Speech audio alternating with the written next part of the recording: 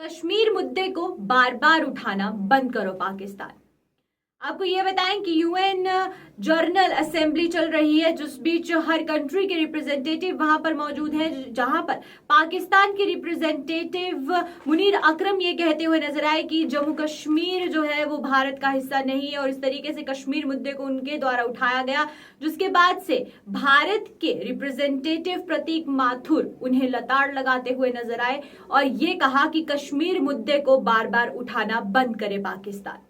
Meet today to acknowledge that a year has passed since the adoption of the veto initiative by this August Assembly.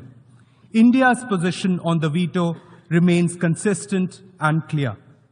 As we are all aware, back in the year 2008, the UN General Assembly, via its decision number 62/557, considered that all 5 aspects of UN Security Council reform, including on the question of the veto, would be decided in a comprehensive manner, and therefore no single cluster could be addressed in isolation.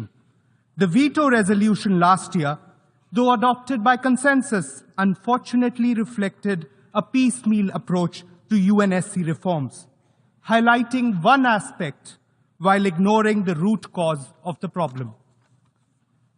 Regarding the substantive aspects of the exercise of the veto in the Security Council, my delegation has the following 4 observations.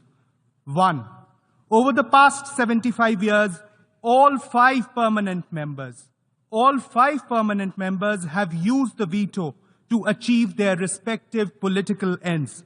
In this regard, let me flag what our African brothers and sisters have repeatedly stated in the intergovernmental negotiations on Security Council reform, and I quote, "The veto as a matter of principle should be abolished.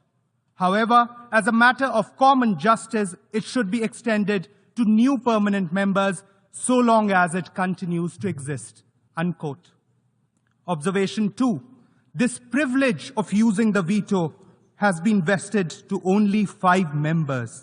As rightly called out by our African brothers and sisters, this goes against the very concept of sovereign equality of states and only perpetuates the mindset of the Second World War.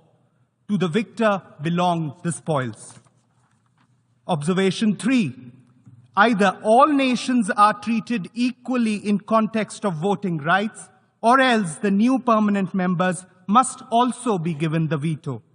Extension of veto to new members, in our view, will have no adverse impact on the effectiveness of an enlarged council. And observation 4, the exercise of veto is driven by political considerations and not by moral obligations. As long as it exists, the member state or member states who can exercise the veto will do so, irrespective of the moral pressure, as we have seen in the recent past. Therefore, we need to address all 5 aspects of UNSC reforms, including the question of the veto, in a comprehensive manner, through clearly defined timelines in the IGN process. India remains steadfast in our commitment to support any initiative that genuinely furthers the objective of achieving meaningful and comprehensive reform of the key elements of the global multilateral architecture. Lastly, the Union territories of Jammu and Kashmir and Ladakh were, are, and will always be an integral and inalienable part of India. No amount of misinformation, rhetoric, or propaganda from any country can change that fact. Thank you.